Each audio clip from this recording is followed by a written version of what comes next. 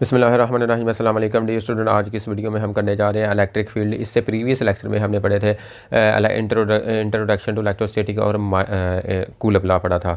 तो आज इस लेक्चर में हम डिस्कस करने जा रहे हैं इलेक्ट्रिक फील्ड। इलेक्ट्रिक फील्ड का जो बेसिकली कंसेप्ट दिया था माइकल फैराडे ने। तो इलेक्ट्रिक फील्ड को समझने से पहले कुछ हमारे पास बेसिक पॉइंट है, कुछ चंद पॉइंट है जिनको समझना हमारे लिए इंतहाई ज़रूरी है। अगर हमने इलेक्ट्रिक फील्ड को समझना है तो वो पॉइंट हमारे लिए समझना इंतहाई ज़रूरी है। तो इलेक्ट्रिक फील्ड को हम डिस्कस करते हैं बाद में। सबसे पहले हम चलते हैं उन पॉइंट की तरफ। आपने सुना होगा फोर्स जो होती है ये हमेशा किसी ना किसी फील्ड की वजह से क्रिएट होती है। जैसे कि आपके पास अगर ग्रेविटेशनल फोर्स है तो ग्रेविटेशनल फोर्स जो है वो ग्रेविटेशनल फील्ड की वजह से क्रिएट होती है। इसी तरह हमारे पास इलेक्ट्रिक फोर्स है तो इलेक्ट्रिक फील्ड की वजह से क्रिएट होती है।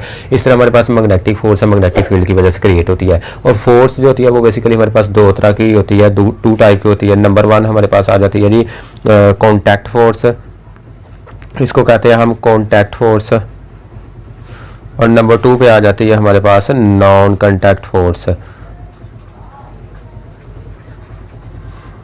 Non contact force.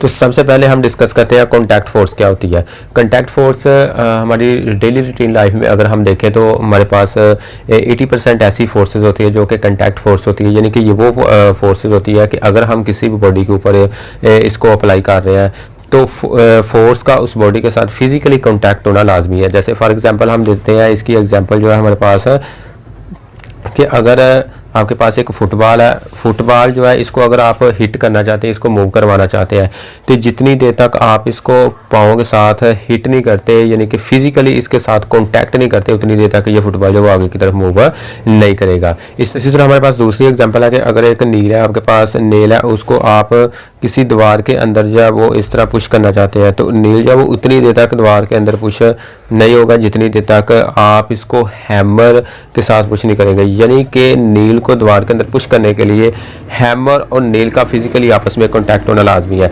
जैसे कि आप ये देख सकते हैं कि हैमर जो है हमारे पास कुछ इस तरह की होती है। तो अगर आप इस नेल को दीवार के अंदर पुश करना चाहते हैं तो जितनी देर तक ये जो हैमर है, हैमर फिजिकली नेल के साथ कांटेक्ट नहीं करेगी उतनी देर तक नेल जो है वो दीवार के अंदर पुश नहीं होगा। हमारी डेली रूटीन लाइफ में 80% ऐसी फोर्स है जो कि कांटेक्ट फोर्स है, इसलिए हम ज़्यादातर यही समझते हैं कि सिर्फ कायनात के अंदर शायद एक ही फोर्स पाई जाती है।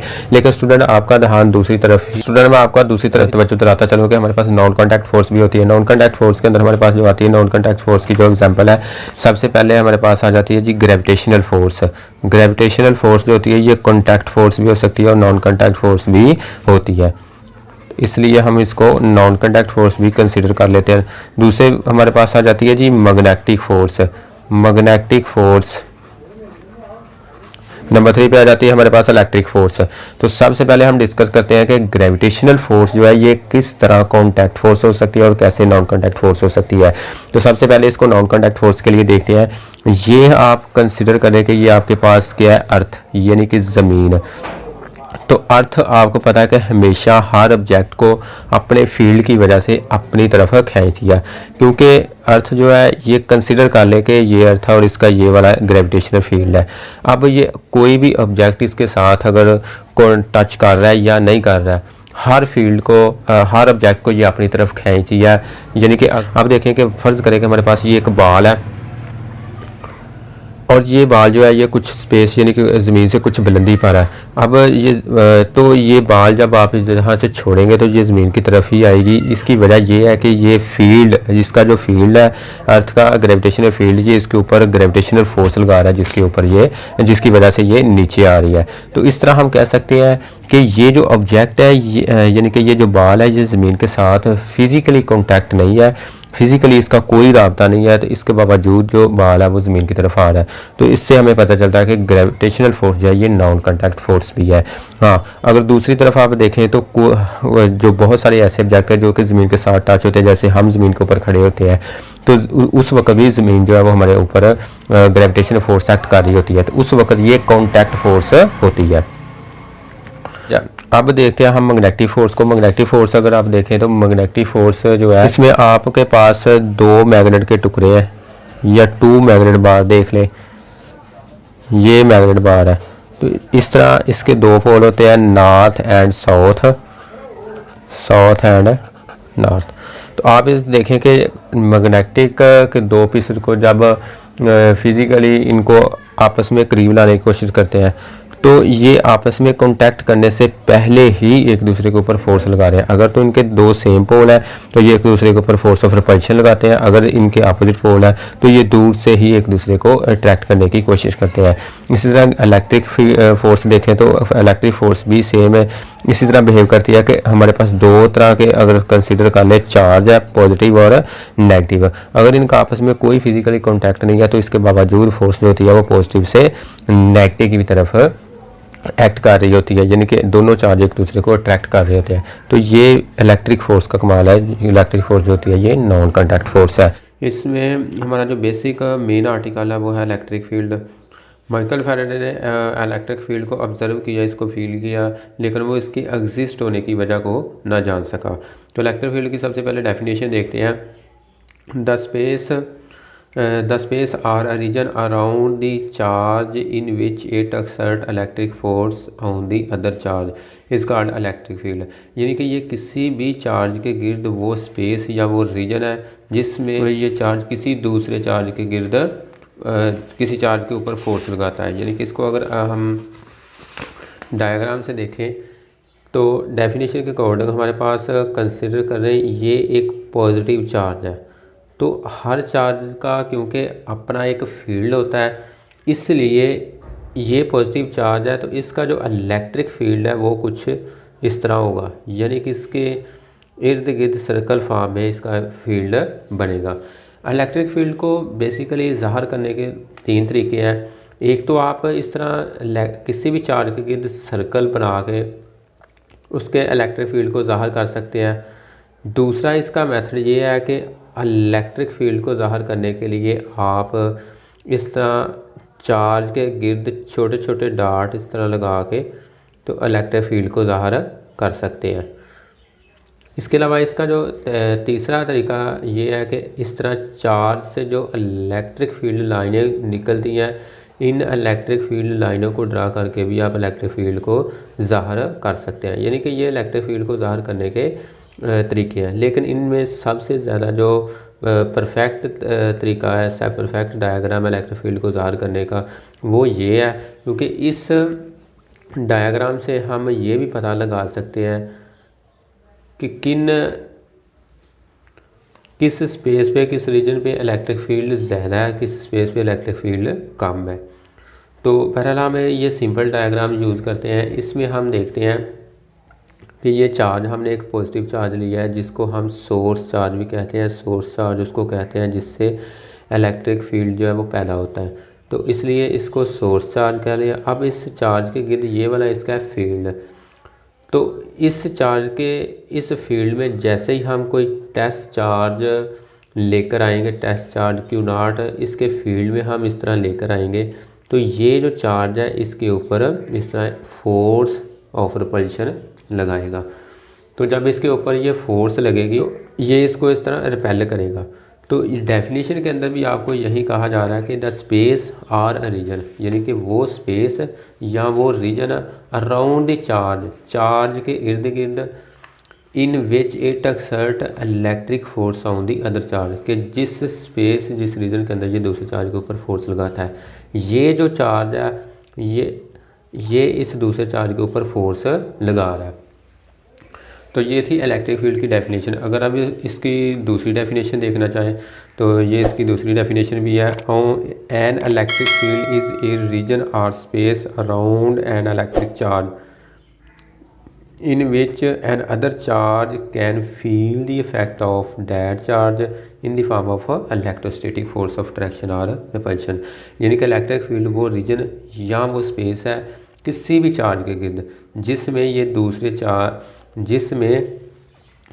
चार्ज के ऊपर फोर्स लगा रहा है, यानी कि उस रीजन के अंदर दूसरे चार्ज को रखा जाए तो दूसरा चार्ज उस फोर्स को फील करता है इन the form of electrostatic force of attraction या फोर्स ऑफ रिपल्शन। यानी कि चार्ज के दरमियान, दो चार्ज के दरमियान फोर्स ऑफ अट्रैक्शन और फोर्स ऑफ रिपल्शन पाई जा सकती है। अगर तो सेम चार्ज है तो दोनों में फोर्स ऑफ रिपल्शन पाई जाएगी, अगर दोनों अपोजिट चार्ज है तो फोर्स ऑफ अट्रैक्शन पाई जाएगी। अब इसमें हमने ये देखना है कि जब भी हमने चार्ज लेना है तो टेस्ट चार्ज जो हमारे पास इस तरह होना चाहिए कि इसका जो फील्ड है वो बहुत कम होना चाहिए, टेस्ट चार्ज 100 स्मॉल होना चाहिए। तो अब ये टेस्ट चार्ज जो है ये हमने 100 स्मॉल ले लिया है। इसकी वजह ये है कि इसका फील्ड भी उस हिसाब से उतना ही कम होगा। जब इसका फील्ड इतना कम होगा ताकि ये इस सोर्स चार्ज के फील्ड को डिस्टर्ब ना करे। अगर हम दोनों सेम फील्ड के चार्ज ले लें, जिस तरह हमने कूलर फोर्स के अंदर देखा, तो ये दोनों एक दूसरे के ऊपर एक जैसी फोर्स लगाएंगे, यानी कि जितनी फोर्स ये लगाएगा उतनी फोर्स ये भी लगाएगा। जैसे हमने कूलब लॉ के अंदर पढ़ा था कि एक चार्ज हमारे पास Q1 था, दूसरा हमारे पास चार्ज Q2 था, तो जितनी फोर्स ये वाला चार्ज इसके ऊपर लगाता है उतनी फोर्स ये भी इसके ऊपर लगा रहा है। तो इस तरह दोनों एक दूसरे के फील्ड को अफेक्ट करते हैं। तो इस तरह हम इनका अगर फील्ड हम मेजर करते हैं तो ये हमारे पास इनका कंबाइन फील्ड निकलेगा, किसी एक चार्ज का फील्ड निकलेगा, यानी कि हम किसी एक चार्ज का फील्ड को डिटेक्ट नहीं कर सकते। तो इसलिए जब भी हमने सोर्स चार्ज को टेस्ट करना है टेस्ट चार्ज की मदद से, तो हमने टेस्ट चार्ज के फील्ड को बहुत कम रखना है ताकि ये सोर्स चार्ज के फील्ड को अफेक्ट ना करें। अब हम चलते हैं इलेक्ट्रिक फील्ड की प्रॉपर्टी की तरफ। इलेक्ट्रिक फील्ड की कुछ प्रॉपर्टी है, असल में ये आपकी बुक के अंदर तो दी गई है, लेकिन मैंने इकट्ठी करके इलेक्ट्रिक फील्ड की प्रॉपर्टी जो है वो आपके सामने रखी है, इसलिए कि ये ज़रूरी है आपके लिए। अगर इलेक्ट्रिक फील्ड प्रॉपर्टी को आप समझ लें तो काफ़ी जो है आप अगर आप इलेक्ट्रिक फील्ड की इन प्रॉपर्टी को समझ लेते हैं तो इलेक्ट्रिक फील्ड का पूरा कंसेप्ट जो वो आसानी से आप समझ सकते हैं। नंबर 1 पे आप देखते हैं, नंबर 1 पे कह रहा है कि electric field is an intrinsic property. Electric field एक इंट्रिंसिक प्रॉपर्टी है। अब इसको ज़रा डायग्राम से देखते हैं कि इंट्रिंसिक प्रॉपर्टी है क्या।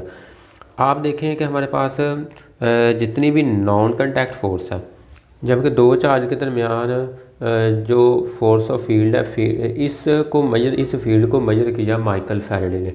अब दोनों साइंसदान, अगर देखा जाए दो चार्ज के दरमियान जो फील्ड है इसको देखा जाए तो माइकल फैराडे ने सिर्फ इस फील्ड को ऑब्ज़र्व किया, इसको फील किया है, वो इसकी वजह को नहीं पहचान सका, इसकी वजह को नहीं जान सका।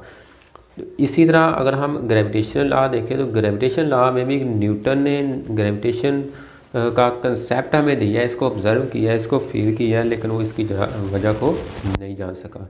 तो इसलिए ऐसी प्रॉपर्टी जिसको हम ऑब्ज़र्व कर सके, जिसको फील कर सके, लेकिन उसकी वजह ना जान सके, ऐसी प्रॉपर्टी होती है इंट्रिंसिक प्रॉपर्टी। दोबारा रिपीट कर रहा हूँ, ऐसी प्रॉपर्टी जिसको ऑब्ज़र्व तो किया जा सके या फिर उसको फील किया जा सके, लेकिन उसकी वजह को ना जान सके, उसकी एग्जिस्टेंस की वजह को ना जान सके, ऐसी प्रॉपर्टी इंट्रिंसिक प्रॉपर्टी कहलाती है।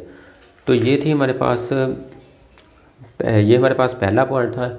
अब दूसरा पॉइंट देखते हैं। दूसरे पॉइंट में कह रहा है कि like field can interact with each other, कि दो सेम फील्ड या लाइक फील्ड एक दूसरे को इंटरेक्ट करते हैं। इसको भी ज़रा डायग्राम से देखते हैं। अब हमारे पास कंसीडर करें कि ये एक बार मैग्नेट है, दूसरा भी एक किसी तरह हमारे पास बार मैग्नेट है, ये बार मैग्नेट है।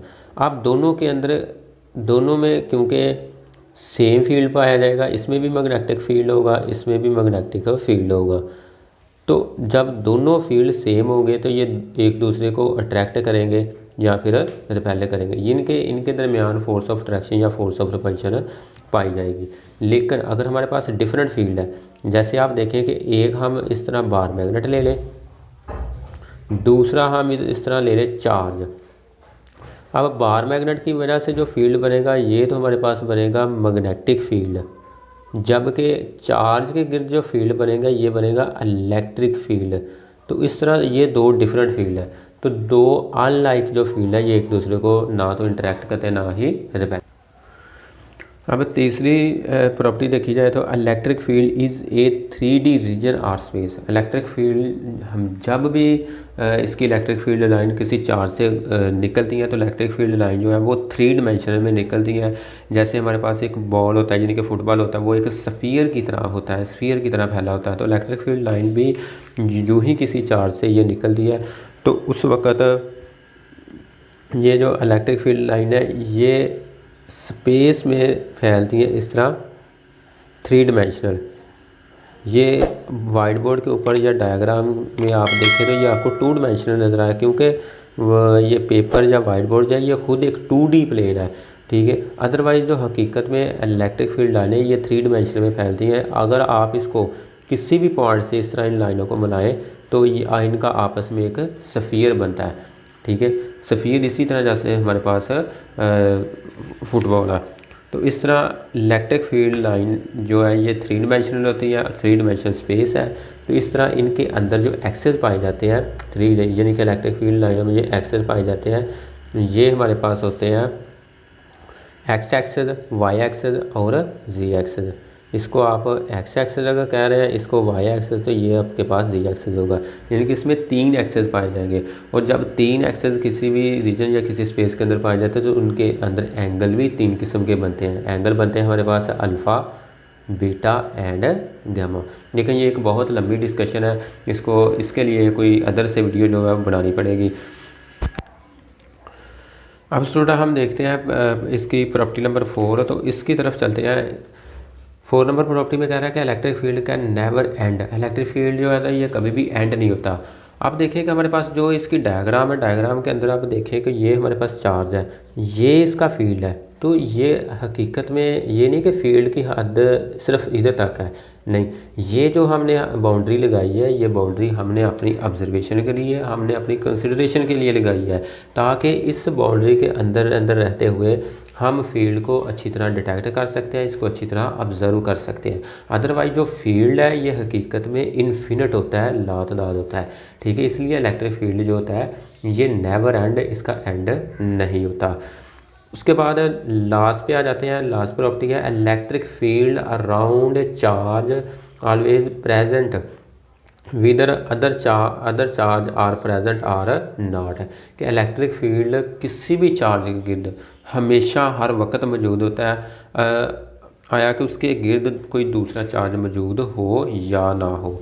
अब ये देखें कि हमारे पास ये चार्ज है, इस चार्ज के गिर्द फील्ड हमेशा ही बना रहेगा, चाहे इसके गिर्द कोई दूसरा चार्ज आए या ना आए, यानी कि इसके गिर्द कोई दूसरा चार्ज मौजूद हो या ना हो, फील्ड हमेशा हर चार्ज के गिर्द मौजूद होता है। उसके बाद हम देखते हैं कि how to detect an electric field, कि इलेक्ट्रिक फील्ड को अब हमने मेजर कैसे करना है, डिटेक्ट कैसे करना है, ये तरीकाकार हमने देखना है।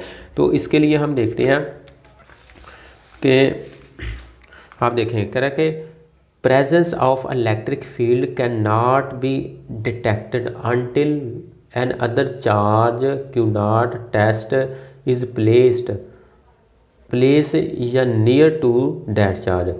कि किसी भी चार्ज के गिर्द फील्ड की जो मौजूदगी है ये हम उस वक़्त डिटेक्ट कर सकते हैं, उस वक़्त उसका पता लगा सकते हैं जब तक हम कोई दूसरा टेस्ट चार्ज इस फील्ड में ना लेकर आएंगे।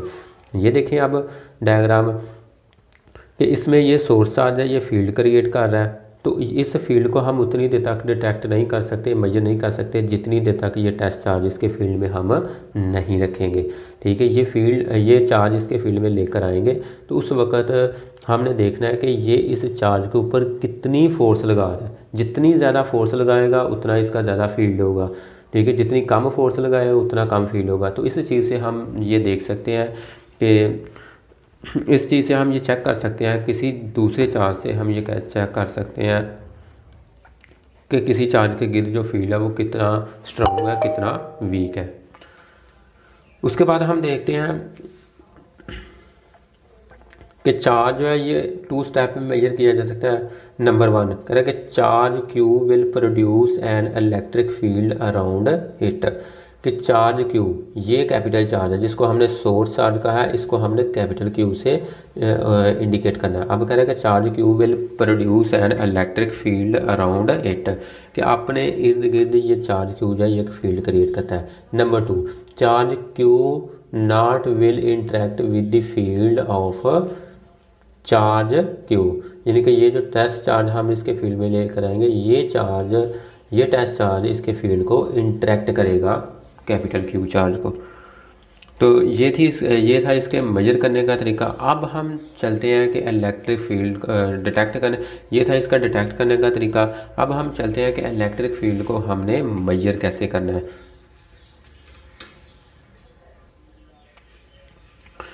जी, अब हम देखते हैं how to measure the strength of electric field.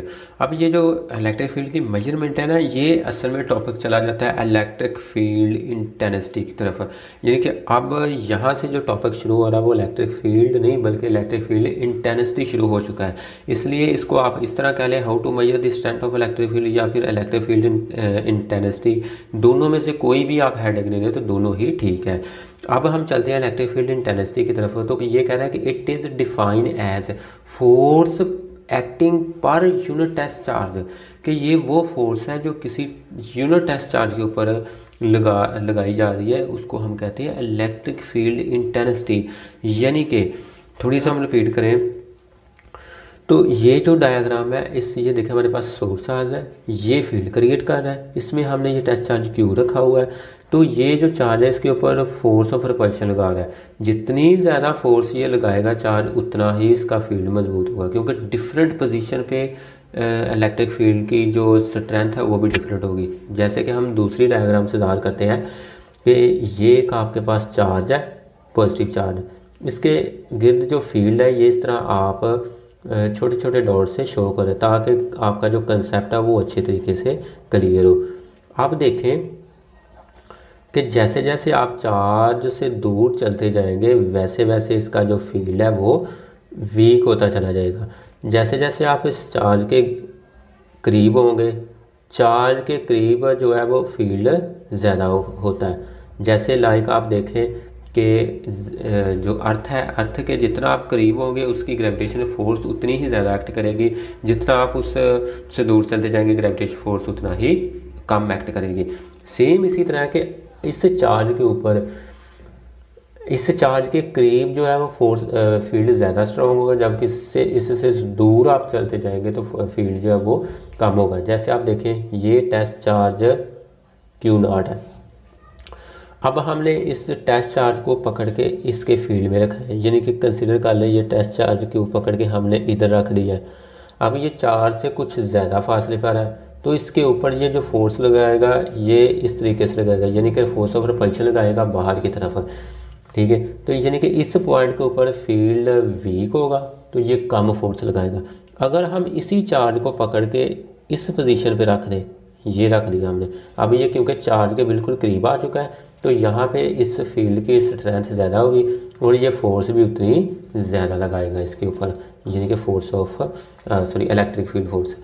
अब इसी चार्ज को अगर हम इससे ज़्यादा करीब करें, यानी कि इस पोजीशन पे कर दें, तो इस पोजीशन पे आके ये चार्ज जो है इसके ऊपर ज़्यादा फोर्स लगेगी, यानी कि फोर्स ज़्यादा लगेगी और ये उतनी तेज़ी से बाहर की तरफ रिपेल होगा। तो इसलिए हम कह सकते हैं कि मुख्तलिफ पोजीशन, डिफरेंट पोजीशन पे इलेक्ट्रिक फील्ड की स्ट्रेंथ डिफरेंट होती है, इसलिए ये डिफरेंट पोजीशन पे टेस्ट चार्ज के ऊपर डिफरेंट फोर्स लगाता है। इसका जो फार्मूला हमारे पास है वो कुछ इस तरह formula E is equal to F/Q, यानी कि डेफिनेशन के according force per unit test charge, ये जो Q0 है ये टेस्ट चार्ज Q0 है, तो force per unit charge is equal to electric field intensity. इसको हम क्वेश्चन नंबर 1 का नाम देते हैं। उसके बाद इसका जो SI यूनिट है हम यहाँ से निकाल सकते हैं। SI यूनिट के फोर्स का यूनिट जो होता है वो न्यूटन होता है, चार्ज का यूनिट कूलम होता है। जब इसको हम ऊपर लेकर जाएंगे तो न्यूटन पर कूलम बनेगा, यानी कि इलेक्ट्रिक फील्ड का जो यूनिट है ये हमारे पास न्यूटन पर कूलम कहलाता है। अब आप देखें कि इसको हमने मेजर कैसे करना। इसको मेजर करने के लिए हमारे पास देखें कि फोर्स जो हमने कूलर फोर्स पढ़ी है, कूलर फोर्स हमने पढ़ी है, कूलर फोर्स फॉर वैक्यूम और कूलर फोर्स फॉर मीडियम, यानी कि फॉर डाइलेक्ट्रिक। अब हमने देखना है कि जो फोर्स है कूलर फोर्स है, इसको हमने वैक्यूम के लिए जो वैल्यू थी हमारे पास वो फोर्स लेनी है, यानी कि F vacuum is equal to 1/4πε0 Q1 Q2 over R²। ये थी हमारे पास। अब हमने क्या करना है, कूलर फोर्स के अंदर हमारे पास 2 चार्ज थे जिसको हमने Q1 और Q2 का नाम दिया था।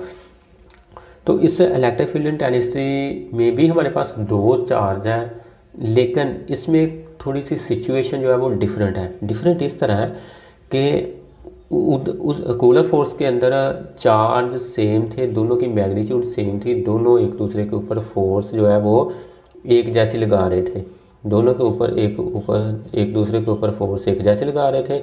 तो ये इन दोनों का कंबाइंड फील्ड था, लेकिन इधर जो हमने फील्ड मेजर करना है वो सिर्फ सोर्स चार्ज का फील्ड मेजर करना है, ना कि टेस्ट चार्ज का। टेस्ट चार्ज का फील्ड हमने मेजर नहीं करना, क्योंकि टेस्ट चार्ज तो हम फील्ड मेजर करने के लिए इस्तेमाल कर रहे हैं, इसलिए टेस्ट चार्ज जो है वो हमने इतना सामान लेना है कि इसका फील्ड जो है सोर्स चार्ज के फील्ड को डिस्टर्ब ना करे। इसलिए हमने सिर्फ जो कैपिटल क्यू है इसके फील्ड को हमने मेजर करना है। तो इसलिए हमने इस फार्मूले को लिख लिया, F is equal to 1/4πε0 capital Q naught, क्योंकि हमारे पास सोर्स चार्ज है और एक टेस्ट चार्ज है, capital Q naught over R square. अब इसी वैल्यू को पकड़ के हमने इस इक्वेशन के अंदर पुट कर देना है F की जगह। अब करेंगे पुटिंग इक्वेशन 2 in 1, तो ये हमारे पास बनेगा electric field intensity is equal to 1/4πε0 Q capital Q naught over R square. ये F की वैल्यू होगी, ये नीचे जो Q है ये उसी तरह आएगा। अब Q से कैंसिल हो जाएगा, यानी कि क्यू नॉट से कैंसिल हो गया। उसके बाद अगर देखें तो हमारे पास बाकी जो बचता है 1/4πε0 क्यू ओवर आर स्क्वायर, यानी कि इसमें आप देखें तो ये हमें कुछ इन्फॉर्मेशन दे रहा है। इसमें हमारे पास चार्ज 1 है, कूलर फोर्स के अंदर हमारे पास चार्ज 2 है। तो वही वजह जो आपको पहले बता चुका हूँ कि इसमें हमने दोनों का कंबाइंड फील्ड देखा है, कंबाइंड फोर्स देखी है, लेकिन इसमें हमने सिर्फ एक टेस्ट चार्ज के फोर्स फील्ड को देखना है। इसलिए हमारे पास फ़र्क सिर्फ इतना है कि इधर 2 चार्ज आ रहे हैं और इलेक्ट्रिक फील्ड में 1 चार्ज आएगा। तो ये था इसका फार्मूला। अब हम चलते हैं कि इसकी जो डायरेक्शन है, इलेक्ट्रिक फील्ड इन टेनेसी जो है ये एक वेक्टर क्वांटिटी है और इसकी जो डायरेक्शन है वो वही होगी जिस डायरेक्शन में ये फोर्स लगेगा, यानी कि इलेक्ट्रिक फील्ड और इलेक्ट्रिक फोर्स दोनों की डायरेक्शन सेम होगी। इसी डायरेक्शन में फोर्स लगा रहा है, इसी डायरेक्शन में इसका फील्ड है, ठीक है। अगर हमारे पास अपोजिट चार्ज हो गए तो फोर्स और फील्ड दोनों ही अंदर की तरफ इनकी डायरेक्शन होगी, इनवर्ड होती। तो अब ये दोनों पॉजिटिव चार्ज है तो इनका फील्ड आउटवर्ड होगा, यानी कि सेम होगा, फील्ड और फोर्स दोनों ही सेम होंगे। इसलिए इलेक्ट्रिक फील्ड इन टेनेसी और इलेक्ट्रिक फील्ड फोर्स दोनों की डायरेक्शन हमेशा सेम होती है। और हाँ, इनका जो यूनिट वेक्टर आर होता है उसकी डायरेक्शन आर कैप, इसकी डायरेक्शन भी इन्हीं की डायरेक्शन में होती है जिस तरफ फोर्स होती है।